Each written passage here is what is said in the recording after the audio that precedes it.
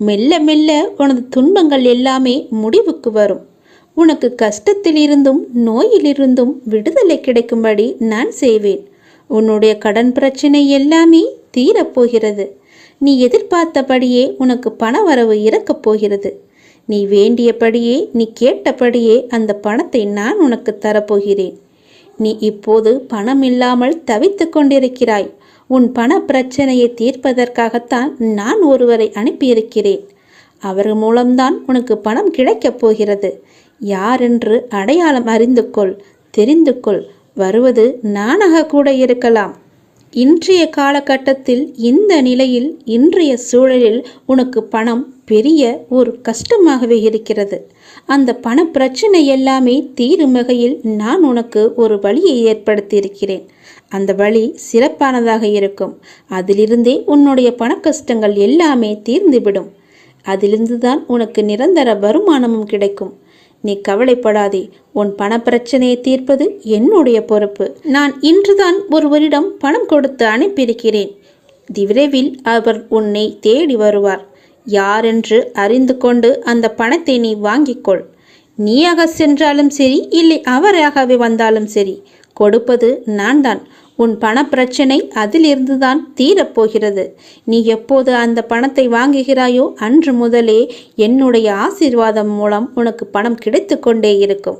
உன்னுடைய கருமாக்கள் எல்லாமே நீங்க பெற்று உன்னுடைய கடன் பிரச்சனைகள் எல்லாமே தீர்ந்து பணமழையில் நீ நனையப் போகிறாய். உன்னுடைய கடன் பிரச்சனை, தீராத கஷ்டம் எல்லாமே நிவர்த்தியாய்விடும். கடன் நிற்கிறதே என்று கவலைப்படாதே. இனி உன் வாயிலிருந்து பணம் இல்லை என்ற சொல்லும் வரக்கூடாது. ஏனென்றால் பண பிரச்சனையை தீர்க்கத்தான் நான் ஒருவரை அனுப்பியிருக்கிறேன். நானும் வருவேன். எதிர்பார்த்து காத்திரு. நீ என்னை நோக்கி வர வேண்டுமென்றால் நீ நான் சொல்வதை போல செய்துவிடு. உனக்கு எல்லாமே நல்லதாகவே நடக்கும். உன்னுடைய தொழில், நீ இப்போது பார்த்து கொண்டிருக்கும் வேலை உனக்கு சிறப்பானதாக மாறி பல மடங்கு உத்தியோகத்தில் பதவி உயர்வு பெற்று கூடுதல் வருமானமும் கிடைக்கும்படி செய்கிறேன். செய்து கொண்டேன், செய்தும் விட்டேன். அது விரைவிலேயே உன் கையில் கிடைக்கும். நான் சொன்னது போலவே அந்த தை மாதத்திற்குள்ளே உனக்கு கிடைத்துவிடும். தை 1ஆம் தேதிக்குள் அதற்கான நல்ல செய்தியும் உன் காதுகளில் விழும். உன் பண பிரச்சனை முற்றிலுமாக நீங்கிவிடும். எனக்கு பண கஷ்டம் இருக்கிறது என்ற வார்த்தையை இனி உன் வாயிலிருந்து வராது. உனக்கு நல்லதாகவே நடக்கும். நல்லது மட்டுமே நடக்கும், உன் அப்பாவின் துணையோடு. நீ பல நாட்களாக, பல வருடங்களாக என்னிடம் வேண்டி தவித்த ஒன்று இப்போது உனக்கு நடக்கப் போகிறது. ஆரம்பம் என்று ஒன்று இருந்தால் முடிவு என்று ஒன்று இருக்கத்தானே செய்யும். நிச்சயம் முடிவு உண்டு. நீ ஏன் இதுதான் உன்னுடைய முடிவு என்று நினைக்கின்றாய்? வருட கணக்காக நீ கூனி குறுகி புழுங்கி தவித்து அனுபவித்து வரும் மனவேதனைகள், துயரங்கள், துக்கங்கள், மன வலிகள், அவமானங்கள், அசிங்கங்கள் என எல்லாமே காணாமல் போகப் போகின்றது. வருடக்கணக்காக தினமும் நேரம் காலம் அறியாமல் என்னிடம் சாஷ்டங்கமாக விழுந்து பல மணி நேரம் கதறி அழுது வேண்டியது எல்லாம் எப்படி வீணாமல் போகும்? வீணாக போகாது தங்கமே. ஒவ்வொரு வினைக்கும் ஒரு எதிர்வினை உண்டு. நிச்சயம் ஒன்று உண்டு என்பது உனக்கு தெரியாதா? அதுவும் பல வருடங்களாக நான் அல்லவா உன்னை என் முன்னிலையில் அதையெல்லாம் செய்ய வைத்தேன். உன்னையும் ஒரு பக்கம் காப்பாற்றி கொண்டு வருகிறேன். நாம் எந்த ஜென்மத்திலோ செய்த பாவங்கள் தீர நாம் செய்யும் பரிகாரங்களை விடவும் வருட கணக்காக, அதுவும் மணிக்கணக்காக கண்ணீர் விட்டு கதறி அழுது வேண்டும் போது அதில் எல்லா பாவங்களும் முழுவதுமாகவே கரைந்துவிடும். இதை நான் அல்லவா உனக்கு அனுமதித்தேன். இதற்கிடையில் என்ன விக்னங்கள், தடைகள், தடங்கல்கள், தடுமாற்றங்கள் என எல்லாம் வந்தாலும் அவையெல்லாம் என்னோட பாதுகாப்புடன் தான் உனக்கு நடந்தன.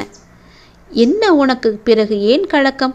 உனக்கு நான் சமீபத்தில் கனவிலும் நினைவிலும் அப்பாவின் ரூபமாக, பல மனிதர்களின் மூலமாகவும் பிற உயிரினங்கள் மூலமாகவும் உனக்கு பிடித்த இறை ரூபத்திலும் தரிசனம் தந்து ஆசி வழங்கியதெல்லாம் எப்படி உனக்கு நடக்காமல் போய்விடும்?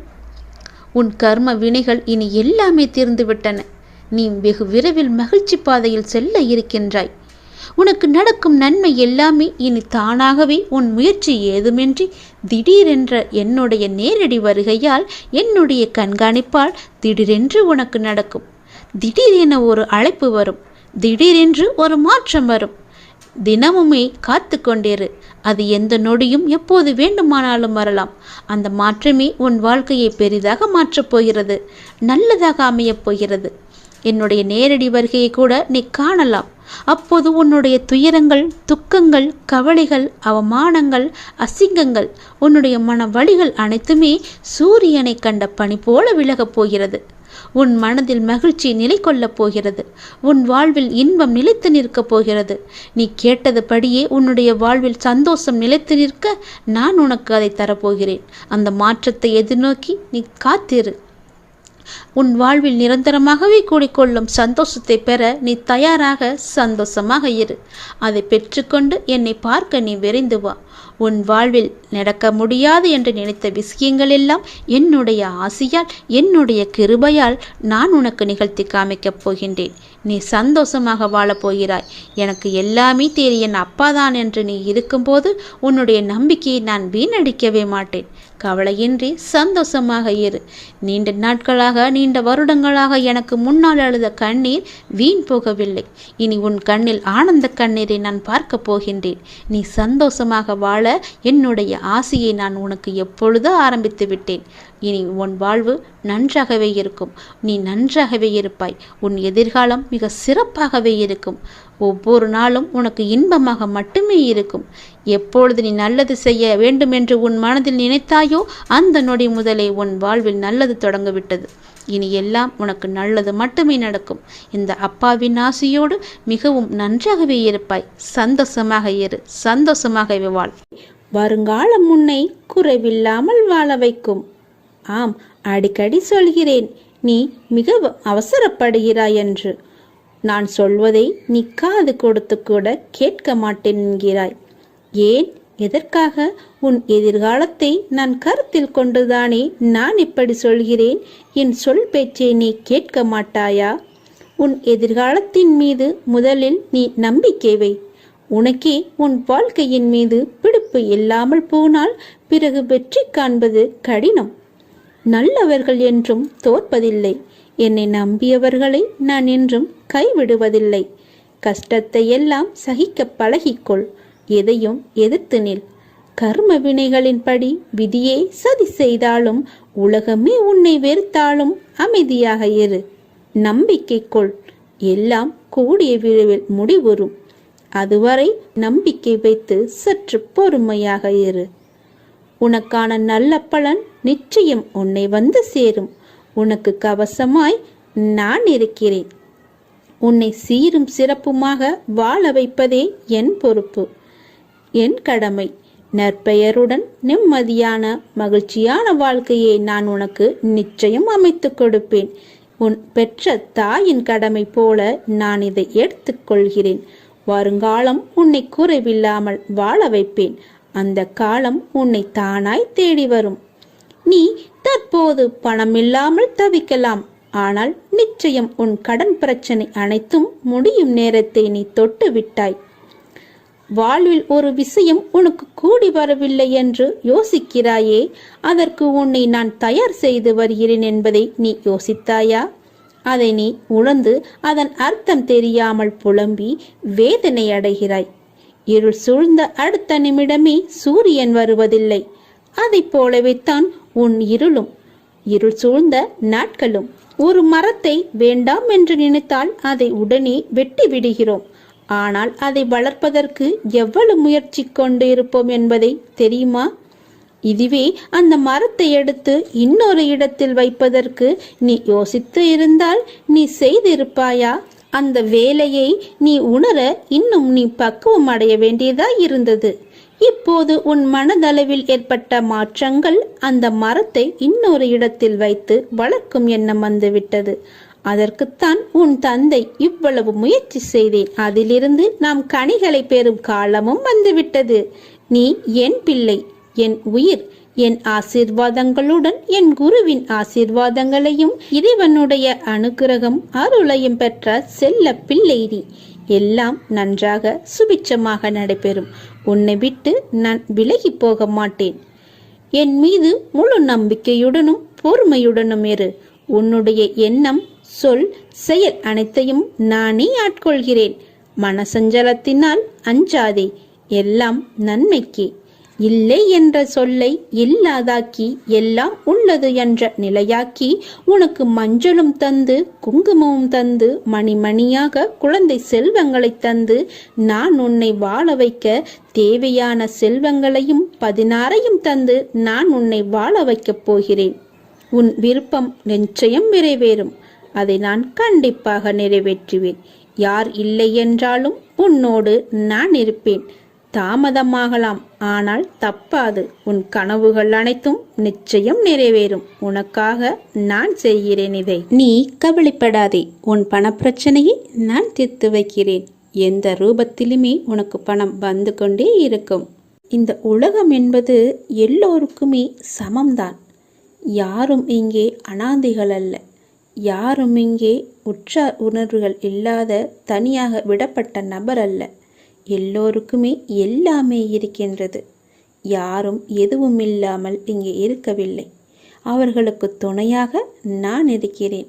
இந்த உலகத்தில் உயர்ந்தவர் தாழ்ந்தவர் என்று யாருமே கிடையாது. யாரும் ஏழையும் அல்ல, யாரும் பணக்காரரும் அல்ல.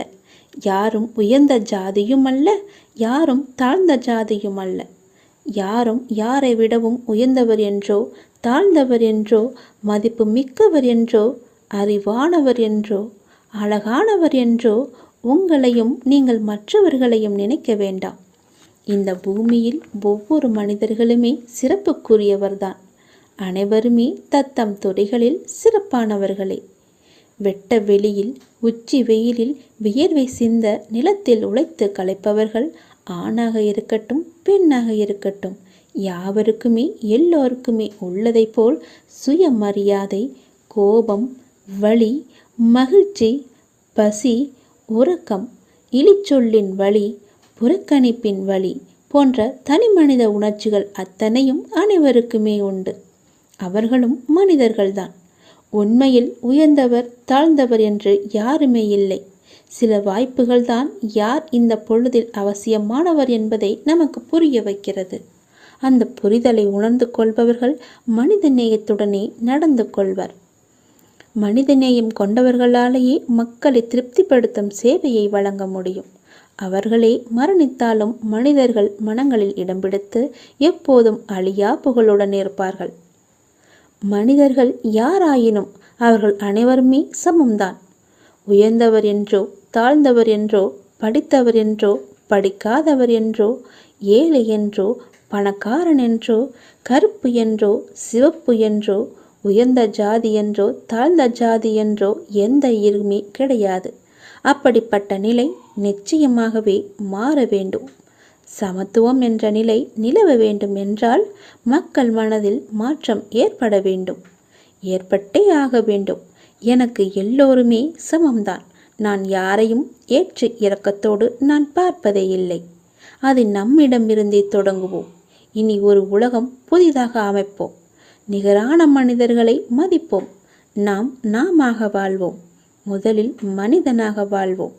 நான் யாரையும் ஏற்றம் இரக்கம் கொண்டு பார்க்காமல் அனைவரையும் சமமாகவே பார்க்கிறேன். எல்லோருமே என்னுடைய குழந்தைகள்தான். நீங்களும் அப்படியே பாருங்கள். ஓம் நமச்சிவாய. எல்லாம் நல்லதே நடக்கும். நீ பொறுமையுடன் இரு. நீ விரும்பிய எதுவும் உன் வாழ்க்கையில் கிடைக்காமல் போயிருக்கலாம். ஆனால் நீ விரும்பியதை விட சிறப்பான ஒன்றை உனக்கு நான் தருவேன். என்மேல் உனக்கு நம்பிக்கை இருக்கிறது அல்லவா? எல்லாம் வல்ல இறைவன் உனக்கு நல்லது செய்வதற்காகத்தான் நான் காத்து கொண்டிருக்கிறேன். உனக்கு தெரியாது நான் உனக்காக என்ன திட்டங்கள் வைத்திருக்கிறேன் என்று. இன்னும் சில நாட்கள் காத்திரு. என்னுடைய திட்டங்களை கண்டு நீ மிகவும் சந்தோஷப்படுவாய். என் அப்பா எனக்கு இப்படி செய்து விட்டாரே என்று நீ மிகவும் சந்தோஷமாகவே வாழ்வாய். சுய விசாரணை ஒன்றுதான் தவறில்லாத ஒரே வழி. நீங்கள் உண்மையில் இருக்கும் நிபந்தனையற்ற முழுமையான இருப்பை உணர ஒரே நேரடியான ஒன்று சுய விசாரணை. நான் யார்? விசாரணை எல்லா எண்ணங்களுக்கும் ஆதாரம் நான் என்ற எண்ணமே. நான் யார் என்ற சுய விசாரணையால் தான் மனம் ஒன்றி போகும். நான் யார் என்ற எண்ணம் மற்ற எல்லா எண்ணங்களையும் அழித்து இறுதியில் தன்னையும் கொன்றுவிடும். மற்ற எண்ணங்கள் எழுந்தால் அவற்றை முடிக்க முயற்சிக்காமல் இந்த எண்ணம் யாருக்கு எழுந்தது என்று விசாரிக்க வேண்டும். எத்தனை எண்ணங்கள் எழுகின்றன என்பது என்ன? ஒவ்வொரு எண்ணம் எழும்பும் போதும் உஷாராக இருக்க வேண்டும். இந்த எண்ணம் யாருக்கு வருகிறது என்று கேட்க வேண்டும். எனக்கு என்று பதில் வரும். அப்போது நான் யார் என்று நீங்கள் விசாரித்தால் மனம் அதன் மூலத்திற்கு அல்லது எங்கிருந்து வந்தது என்று திரும்பவும் எழுந்து எண்ணமும் மூழ்கும். இப்படி அதிகமாக பயிற்சி செய்யும் போது மனதின் மூலாதாரமாக நிலைத்து நிற்கும் சக்தி அதிகரிக்கும். அப்படிதான் நீங்கள் எந்த விஷயத்தை செய்தாலும் எங்கு போனாலும் இதை செய்யலாமா, இதை செய்வதால் நமக்கு நன்மை ஏற்படுமா என்று ஒரு முறைக்கு பல முறை நீங்கள் யோசிக்க வேண்டும். எடுத்தோம் முடித்தோம் என்று எந்த ஒரு காரியத்தையும் செய்யக்கூடாது. இன்றைய நிலைக்கு இது வந்தால் நமக்கு சரியாக இருக்கும் என்று நீங்கள் நினைக்கலாம். அது நாளை உங்களுக்கு சரியாகமா இருக்குமா என்று ஒரு தடவைக்கு பல முறை யோசித்து செயல்படுங்கள். இல்லையென்றால் நீங்கள் பிரச்சனையில் போய் மூழ்கி விடுவீர்கள். எல்லாவற்றையும் தீர்ப்பதற்கு நான் இருக்கிறேன். இருந்தாலும் நீங்கள் கொஞ்சம் கவனமாகவே இருக்க வேண்டும். எல்லாவற்றையும் யோசித்து செயல்பட வேண்டும். எங்கு போனாலும் யோசித்து பாருங்கள், நல்லது நடக்கும். ஓம் நம சிவாய. எல்லாம் நல்லதே நடக்கும். இனி எல்லாமே உனக்கு நல்லதாகவே நடக்கும். நீ மனதில் குழப்பத்தோடு இருப்பதால் செய்யும் எல்லா செயலிலும் உனக்கு கவனம் செலுத்துவதாக நினைத்து கொண்டு நீ இப்போது கவனமின்றி எல்லாவற்றையுமே இழந்து கொண்டு வந்து கொண்டிருக்கிறாய். சரிதானே? உன்னிடம் உள்ளது எல்லாமே இழக்கும் சூழ்நிலையில் இருக்கிறது. ஏனென்றால் உன் மனதில் குழப்பம் உன்னை ஆட்டி படைத்து கொண்டிருக்கிறது. எந்த சூழ்நிலை ஆயினும் அதிலுள்ள நல்லதை மட்டுமே பார்க்கும் பழக்கத்தையும் பக்குவத்தையும் நீ வளர்த்துக்கொள். அப்பொழுதுதான் உன்னால் எவ்வளவு கடினமான சூழ்நிலையும் எதிர்கொள்ள முடியும். நீ ஒன்றை மட்டும் புரிந்து கொள். இவ்வுலக வாழ்வில் நடக்கும் நிகழ்வுகள் அனைத்துமே ஏதாவது ஒரு காரணத்திற்காக மட்டுமே நடக்கிறது. அதில் நீ மட்டும் விதிவிலக்கு அல்ல. உன் வாழ்வில் நடக்கும் நிகழ்வுகள் அனைத்தும் உன் இறந்த கால வாழ்விலோ அல்லது முன் ஜென்மத்திலோ நீ விதித்த செயல்களின் விளைச்சல்கள். அதைதான் தற்போது நீ அறுவடை செய்து கொண்டிருக்கிறாய். அதற்காக நீ உன்னை தாழ்த்தி கொள்ளாதே. எல்லாமே உன்னுடைய கர்ம வினைகளின் படிதான் நடந்து கொண்டிருக்கின்றன. இப்பொழுது நீ செய்யும் செயல்களுக்கான பலனை வருங்காலத்தில் நிச்சயமாகவே அனுபவிக்க வேண்டும். அதனால்தான் நான் உனக்கு அடிக்கடி கூறுவது, எல்லோருக்கும் உன்னால் முடிந்த உதவிகளை எந்த ஒரு எதிர்பார்ப்பும் இன்றி செய்யென்று. யாரையுமே நீ திட்டாதே. உன் வாயால் சாபமிடாதே. யாருக்கும் உன் மனதால் கெடுதல் நினைக்காதே. நீ எதை செய்கிறாயோ அதுவாகவே உன்னை வந்து சேரும். அதற்காக எனக்கு தீங்கு துரோகம் நிலத்தவர்கள் என்ன செய்ய என்று நீ என்னை பார்த்து கேட்பது எனக்கு புரிகிறது. உன்னுடைய மனம் வருந்தினாலே போதும். உனக்கு பாதிப்பை தந்தவர்களுக்கான தண்டனையை காலம் நிச்சயம் கொடுத்தே தீரும். உன் அப்பா நான் பார்த்து கொண்டு சும்மா இருக்க மாட்டேன். எல்லாமே உடனுக்குடன் நடக்க வேண்டும் என்று மட்டும் நினைக்காதே. தாமதமாயினும் என்றுமே தர்மமே வெல்லும். எனவே எந்த நேரத்திலும் நேர்மையாக சிந்திக்கவும் செயல்படவும் நீ தொடங்கு. அதுதான் உனக்கு உன் லட்சியத்தை அடைய செய்யும். என் வார்த்தைகள் மீது நம்பிக்கை வை. உன் அப்பா செய்வது எல்லாமே உன்னுடைய நன்மைக்காகவே. இந்த சிவனின் வாக்கு என்றுமே பவைக்காது. சிவன் செய்தால் எல்லாம் நல்லதாகவே நடக்கும். உன் அப்பா நான். எல்லாவற்றையும் நானே பார்த்து கொள்கிறேன். வாழ்வில் உனக்கான தேடல் நிச்சயம் கிடைக்கும். அதற்காக உன்னுடனே நான் துணை நிற்பேன். நீ எதற்குமே கலங்காதே. உன் தேடல் எதுவோ அதை நோக்கி நீ பயணப்பட்டு கொண்டே இரு. என் துணை நிச்சயமாக உனக்கு இருக்கும். உன் கண்ணில் வடியும் கண்ணீரை துடைக்க நானே வருவேன். நானே உனக்கு துணையாக இருப்பேன். நீங்கள் சற்று திரும்பி பாருங்கள். உங்களை கஷ்டப்படுத்திய நாட்கள் எல்லாம் கற்றுக் கொடுத்த நாட்கள் என்று உங்களுக்கே தெரிய வரும். அத்தகைய அனுபவங்களை சேகரித்து வையுங்கள். இனி வரும் நாட்களில் எச்சரிக்கையோடு செயல்பட அதுவே உங்களுக்கு உதவியாக இருக்கும். கவலைப்படுவதற்கு காரணங்களை தேடாமல் ஒவ்வொரு நிகழ்விலும் உள்ள யதார்த்தத்தை எண்ணி மகிழ்ச்சியாக இருக்க பழகி கொள்ளுங்கள். எந்த சூழ்நிலையிலும் முயற்சியை மட்டும் கைவிடாதீர்கள். விதியின் பயனில்லை என்றாலும் முயற்சியின் பலன் கட்டாயம் உண்டு. காலில் மிகச்சிறிய முள் குத்தி இருந்தால் கூட எவ்வாறு விரைவாக ஓட முடியாதோ அதேபோல உங்கள் மனதில் சிறிய சிறிய பிரச்சனைகள் உங்கள் செயல்பாட்டு திறனை பாதித்தால் நீங்கள் பெரிய வாய்ப்புகளை உரிய தருணத்தில் சரியான முறையில் பயன்படுத்தி வெற்றி காண முடியாது. எனவே சிறு பிரச்சனைகளுக்கு முக்கியத்துவம் தராமல் அப்பிரச்சனைகளுக்கு உடனுக்குடன் தீர்வு கண்டு நமது மனதை மிகவும் அமைதியான முறையில் வைத்துக்கொள்வது நமக்கு விரைவிலேயே வெற்றியை ஈட்டி தரும். வாழ்க்கை முடிவற்ற சாத்தியங்கள் நிறைந்தது. நன்மைகளை அறுவடை செய்ய சரியான நேரத்தில் சரியானதை செய்யுங்கள். கடும் உழைப்பு என்பது ஒரு சந்தோஷம். அதை செய்து கொண்டே இருக்க வேண்டும். வெகு நிச்சயமாய் ஏதோ ஒரு கணத்தில் அந்த கிரீடத்தை தலையில் வைக்கும். அந்த கணம் யாருக்கும் கிரீடம் என்று தெரியாது. ஆனால் உழைப்பவர்களுக்கு கிரீடம் நிச்சயமாகவே உண்டு. ஒருபோதும் உழைப்பவர் தோற்று போக மாட்டார். உழைப்பவருக்கே உழைப்பின் அருமை தெரியும். ஆகவே உழைப்பதை ஒரு வைராக்கியமாக கொண்டு உழைத்து வெற்றி பெற்று நீங்கள் வாழுங்கள். இந்த அப்பாவின் துணை உங்களுக்கு எப்போதுமே இருக்கும். என் அனுக்கிரகத்தால் இந்த பிறவியில் என்னை நீ ஆராதித்து கொண்டிருக்கிறாய். அப்படி என்னை வணங்கும் அவகாசம் உனக்கு கிடைத்ததே ஒரு பெரிய யோகம். நீ இப்பிறவிக்கு சாட்சி. நான் உன் பூர்வ ஜென்மங்கள் அனைத்திற்குமே சாட்சியாக இருப்பேன். நீ எதை பற்றியுமே கவலைப்படாமல் உன்னுடைய இலக்கு எதுவோ அதை நோக்கி நீ பயணப்பட்டு கொண்டே இரு. உன் இலக்கில் எந்த ஒரு கெடுதலும் வராமல் எந்த ஒரு தடையும் வராமல் நான் பார்த்து கொள்கிறேன். என் துணை உனக்கு எப்போதுமே உண்டு.